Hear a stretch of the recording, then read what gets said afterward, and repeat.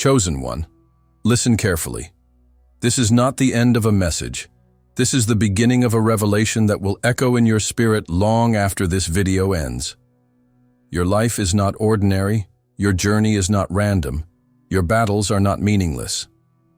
You carry the seal of heaven, stamped by the hand of the Almighty.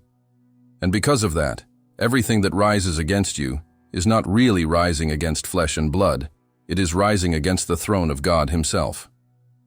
That is why no attack succeeds. That is why no curse prevails. That is why no enemy escapes the justice of the Lord. Whoever blesses you connects to rivers of abundance. Whoever honors you steps into favor. But whoever despises you, whoever mocks you, whoever tries to destroy what God has placed inside of you, touches the fire of judgment. These 7 punishments are not just ancient words, they are living proof that heaven defends its chosen relentlessly. Dryness, ruin, isolation, dishonor, sterility, bitter harvest, and the final judgment. Each one is a trumpet blast, declaring that God's people are untouchable. Your enemies may laugh for a moment, they may celebrate in their pride, but remember this, their laughter is short-lived, their celebration is temporary. For God always has the final word, and His word is unshakable. You are not just surviving, you are a testimony. Your existence proves that light cannot be extinguished, that destiny cannot be stolen, that favor cannot be broken.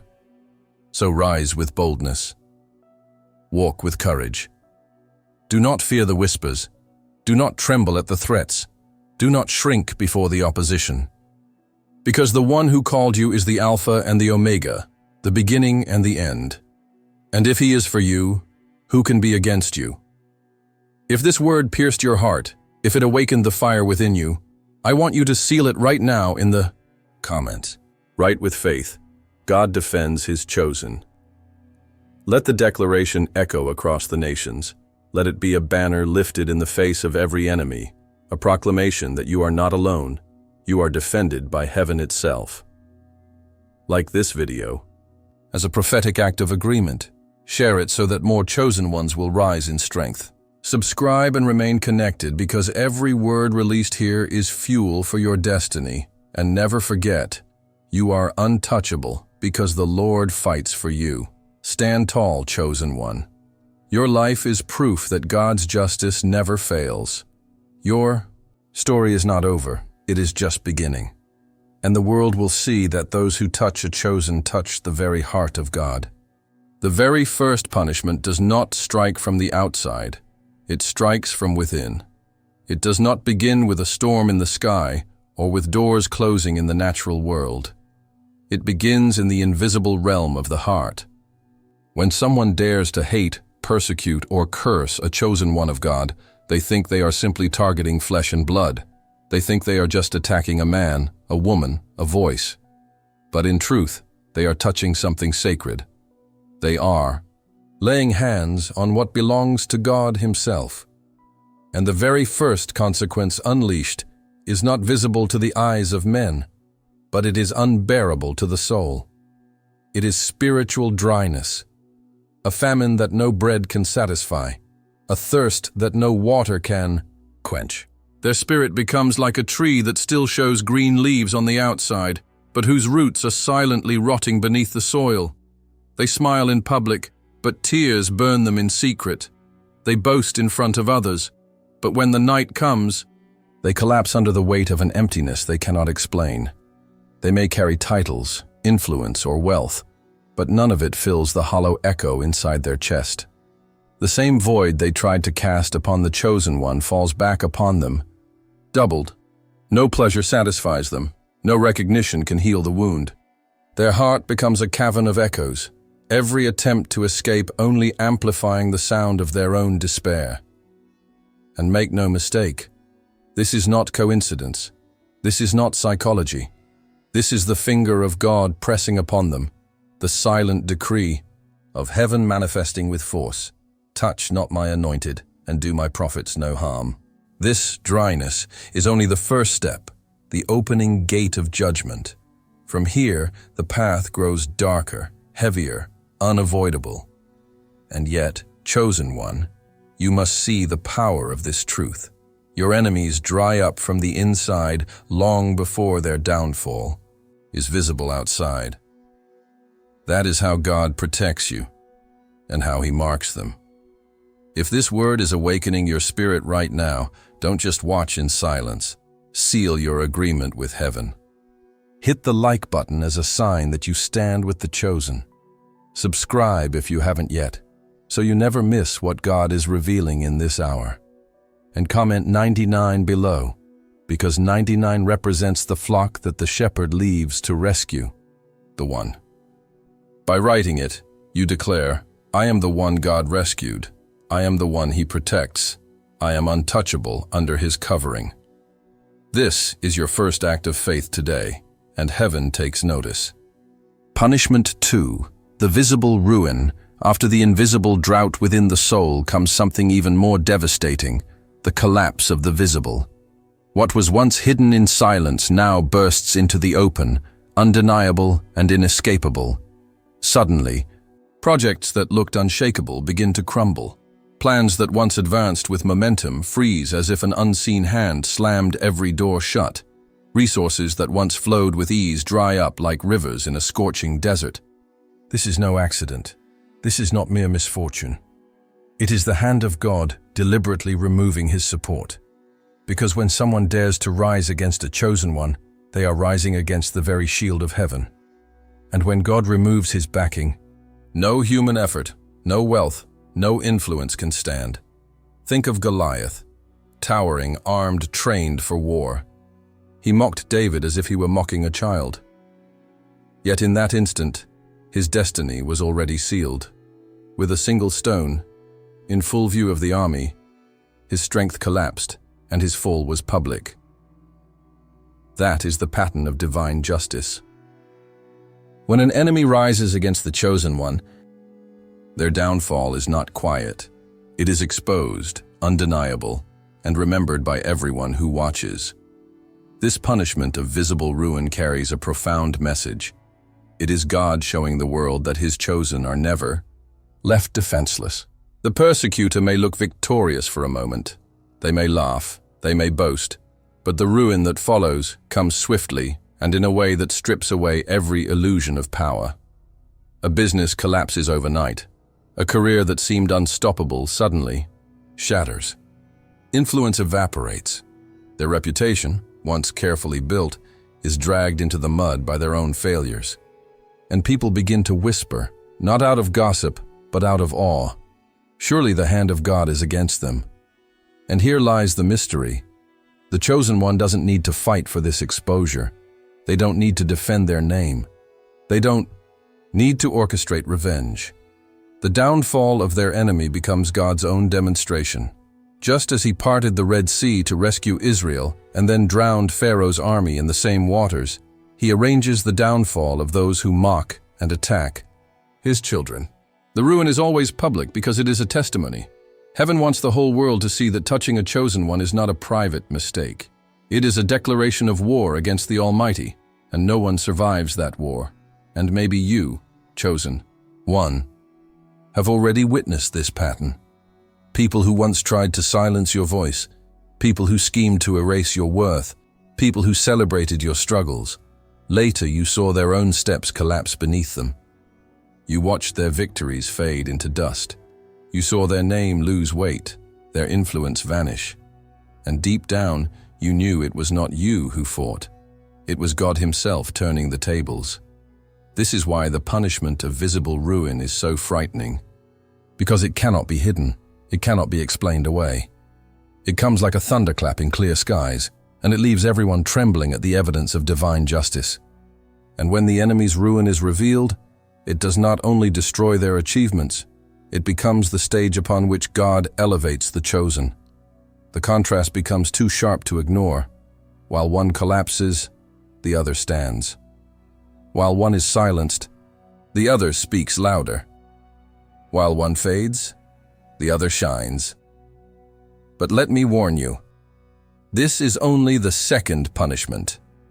The path of divine justice does not end here. Once the ruin becomes visible, Once the mask is torn and the downfall is undeniable, a new and heavier punishment begins to unfold. It touches something even more precious than wealth, influence, or status. Something no one expects to lose until it's already gone. Chosen one. The story is only beginning, and what comes next is even more terrifying. Stay with me, because the next revelation will shake you to the core. Punishment 3. The isolation. When visible ruin has shaken the foundations of their life, there comes a punishment that cuts even deeper than the loss of wealth, reputation, or opportunity. It is the punishment of isolation. This is where the walls that once seemed fortified begin to collapse from within. Bonds that appeared unbreakable start to fracture. Alliances dissolve without explanation, and friendships that once offered comfort vanish like smoke in the wind. The persecutor, who once stood surrounded by allies and voices of agreement, suddenly discovers themselves in a desert of loneliness. It is not merely solitude, it is divine isolation, allowed and orchestrated by the very hand of God. They may still have people around them, but no one truly remains. The conversations turn hollow, the laughter grows false, and the connections that once felt strong now carry the cold weight of betrayal. One by one, masks fall. God himself permits the cutting of ties, because he knows that those who reject his chosen also reject his presence, and the absence of God's presence always leads to the absence of true companionship. The persecutor begins to taste the bitter fruit of abandonment. They feel unseen in the very places where they were once admired. They feel ignored in the circles where they were once celebrated. The desert closes in, and silence becomes their only companion. This punishment is subtle at first. At the beginning, they may not even notice it. They still have followers. They still have people who clap for them. They still receive calls. But underneath, loyalty is dissolving. The trust of their closest ones starts to fade, and betrayal creeps closer. God allows the alliances they built in pride and malice to disintegrate until finally the persecutor realizes they are standing alone.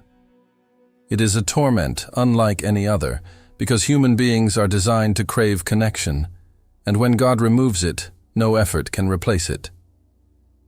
Think about Saul, once surrounded by armies, celebrated as king, supported by many, yet when he lifted his hand against David, the chosen of God, his circle shrank. The prophet withdrew. His own son Jonathan sided with David. His soldiers grew weary of following him. And Saul, though seated on a throne, became a man tormented by loneliness. That is the essence of this punishment. It is possible to be surrounded by thousands and yet feel completely abandoned, because the presence of God is no longer with you, and this loneliness is not only external, it penetrates the soul. They may lie in bed surrounded by luxuries, but they feel an emptiness colder than stone. They may stand on stages, but feel unseen. They may post their laughter, but it is hollow. The very silence they once wished upon the chosen turns back upon them, louder and heavier than they imagined.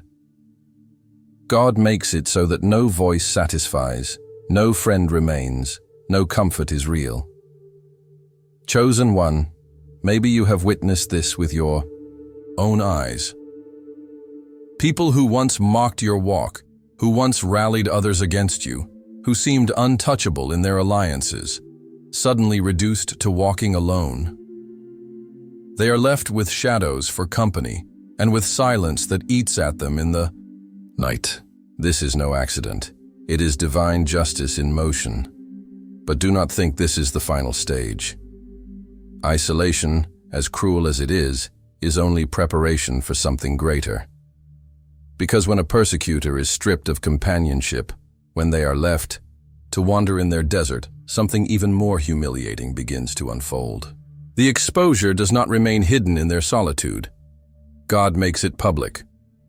What comes next is heavier, sharper, and more terrifying, because it touches their name, their image, their pride.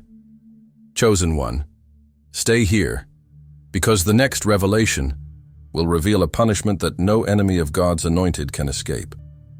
And when it arrives, there will be no place to hide. Punishment 4. The public dishonor. If the loneliness of isolation was already unbearable, what follows pierces even deeper, because now it is no longer a hidden torment. God himself pulls back the curtain and exposes the persecutor before everyone. This is the punishment of public dishonor, and it is one of the most terrifying stages of divine justice. For while emptiness can be concealed behind a smile, and loneliness can be hidden behind a crowd, dishonor cannot be disguised. It is undeniable, irreversible, and unforgettable. When God decides to expose, no secret remains buried. What they plotted in the dark comes into the light of day. The whispers they thought no one heard become the very evidence that condemns them. The lies they built to destroy others collapse upon their own heads. The masks they wore for years shatter in front of the very people they once deceived. And suddenly, the persecutor who once looked powerful, respected, untouchable, stands uncovered, weak, and disgraced. It is here that the irony of divine justice becomes most visible. Consider Haman in the book of Esther. He built gallows to destroy Mordecai, the chosen one of God. Yet in the end it was Haman himself who was hanged upon the very gallows he prepared. That is the law of dishonor. Every trap set for the chosen becomes the grave of the one who dug it. Every false story told returns as shame upon the storyteller. Every weapon raised becomes the evidence of their own defeat. And when this dishonor comes, it is not silent. It is not private. God makes sure that it happens publicly, so that no one doubts who is truly in control. Their reputation crumbles in full view. Their name, once spoken with admiration, is now whispered with pity, with disgust, with fear. The same lips that mocked the chosen now carry the story of their downfall. The same people who clapped for their victories now shake, their heads at their shame. And this humiliation is not temporary, it marks them. Because reputations once shattered are like glass on stone. They can never be restored to what they were. Why does God allow this? Because he wants the world to see that touching a chosen one is never without consequence. He allows the dishonor to be visible, undeniable, and permanent, so that everyone around knows. This is what happens when you rise against my anointed. He writes the story of disgrace so clearly that no one can rewrite it. And chosen one, let this truth sink deep. You don't need to defend yourself. You don't need to run after those who lied about you. You don't need to fight to clear your name. God himself takes the role of judge, and when he acts, he does it so openly that the world becomes witness. Your silence becomes your strength, because your enemy's exposure speaks louder than any words you could ever say. But do not think this punishment is the end. Public dishonor is brutal, but it is only the fourth step. The road of judgment goes further still. After the shame, after the collapse of their reputation, after the loss of trust, there comes an even heavier blow, one that strikes not only their name, but the very fruit of their labor, the outcome of their hands. What good is a person's life if everything they touch turns to dust? That, chosen one, is where the next revelation takes us. The punishment of sterility, the drying up of every effort. And once that begins, no enemy of God's chosen can escape its grip. Stay with me, because what comes next is devastating. Punishment 5. The sterility of their efforts. If public dishonor stripped them of their name, this next punishment strikes at something even more painful: their ability to produce, to build, to create results. This is the punishment of sterility, the drying up of their efforts. And it is a crueler blow because it disguises itself as hope at first. The persecutor keeps moving, keeps working, keeps planning, convinced that their determination will lead them to victory.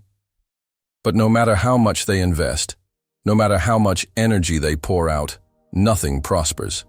It is like sowing seeds into cracked, sun-scorched soil, every drop of sweat wasted, every expectation crushed. The soil will not respond because the hand of God has closed the cycle of productivity. This sterility is not laziness, it is not incompetence, it is judgment. God allows their efforts to become empty, their dreams to stay suspended, their goals to wither before their eyes. They can water the ground with money, with connections, with influence, but the seed will not sprout. They can labor from dawn until dusk, but at the end of the day, they return with hands that are still empty. The chosen do not even need to lift a finger for this to happen. It is heaven itself standing against the persecutor. Think of Cain, cursed to labor over the earth, and yet watch it refuse to yield its strength, or Pharaoh, who pursued Israel with all his might, only to see his army swallowed by the Red Sea.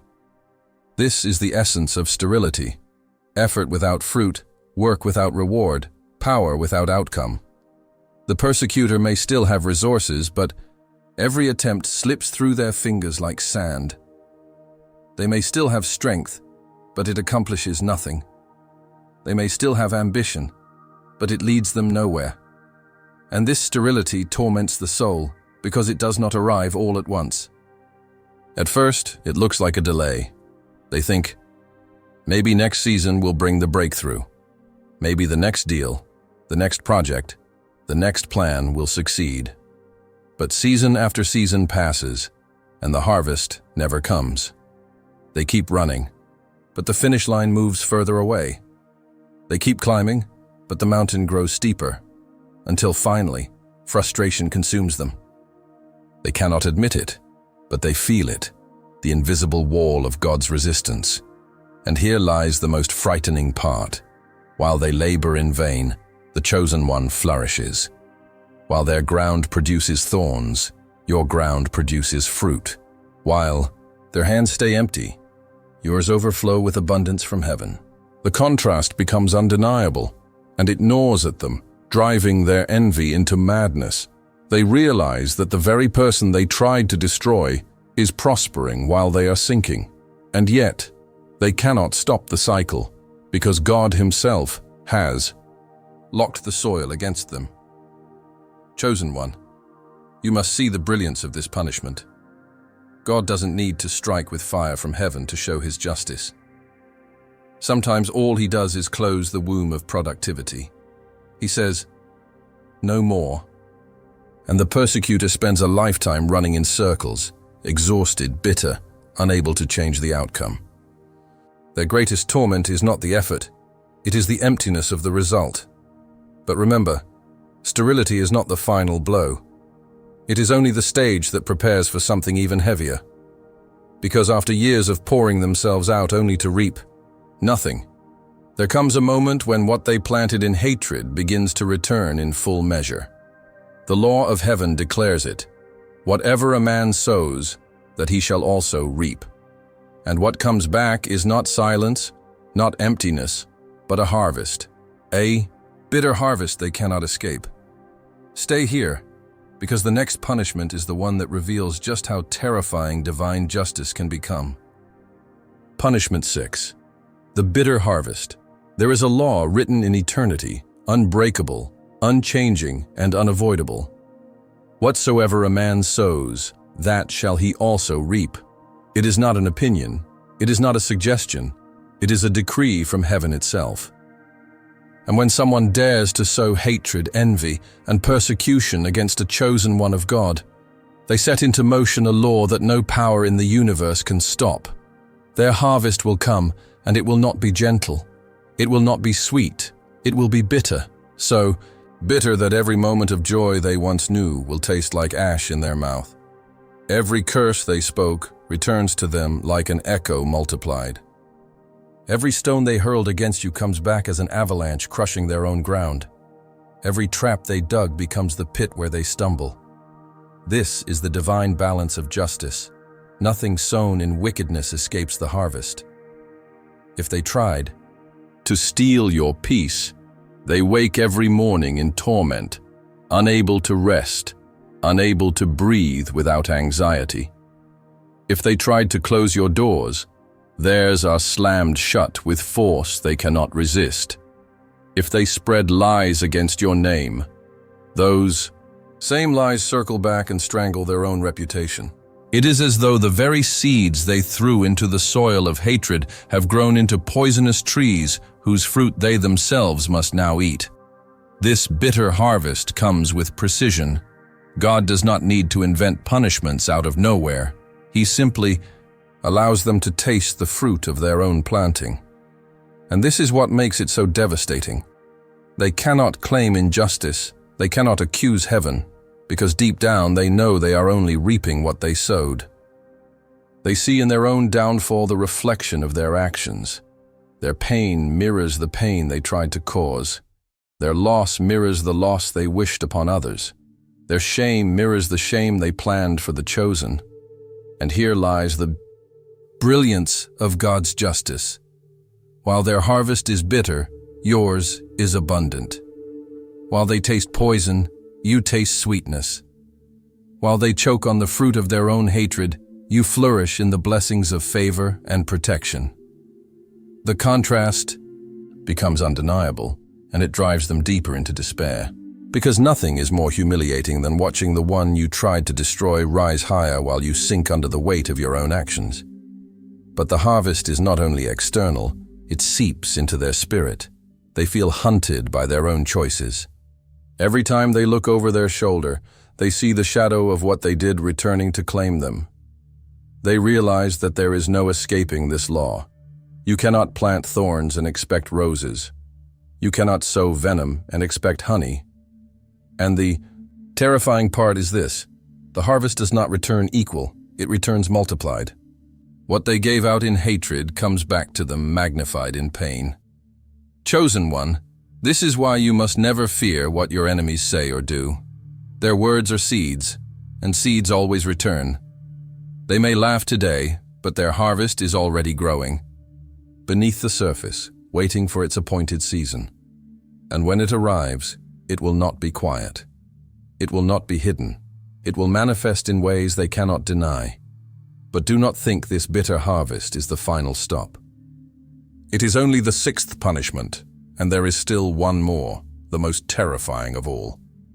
Because if someone refuses to repent even after emptiness, ruin, isolation, dishonor, sterility, and the harvest of their own hatred, there comes a moment when God himself rises from his throne and delivers the final judgment. And when that judgment falls, there is no escape, no reversal, no second chance. Stay here, because what is about to be revealed will shake you to your core. Punishment 7, the final judgment. Every punishment up to this point, dryness, ruin, isolation, dishonor, sterility, the bitter harvest, was only preparation. Each stage was a warning, a divine opportunity for repentance, a chance to turn back, before it was too late. But when the persecutor hardens their heart, when they continue to rage against the chosen despite every sign, there comes a moment so dreadful that words tremble to describe it. It is the last punishment, the heaviest, the most terrifying of them all, falling into the hands of the living God. This judgment is not like the others. The earlier punishments still allowed space to breathe, to reflect, to repent. But the final judgment is the closing of the book, the sealing of the decree, the voice of God rising in thunder. Enough. And when that word is spoken from heaven, there is no power in earth, no angel in heaven, no demon in hell that can reverse it. The persecutor is no longer wrestling with consequences. They are now standing before the throne of the Almighty. Here, the soul discovers the greatest terror of all, not the loss of wealth, not the collapse of reputation, not even the harvest of pain, but the absence of God's presence forever. Because rejecting a chosen one is not just resisting a human, it is resisting the very God who raised them, who anointed them, who sealed them with his Spirit. And to reject God's chosen is to reject God himself. That rejection leads to one place, eternal separation. An endless exile from the light. An eternal silence where mercy no longer speaks. Think of Pharaoh, who after plague upon plague still hardened his heart. In the end, it was not just his army that drowned, it was his destiny. Or think of Judas, who walked beside the light of the world yet betrayed him, and in doing so sealed his own eternity. This is the chilling truth. When someone persistently rises against what God has chosen, they are not merely opposing people, they are opposing eternity itself, and eternity always wins. The final judgment comes in many forms. For some, it looks like every road closing until there is nowhere left to turn.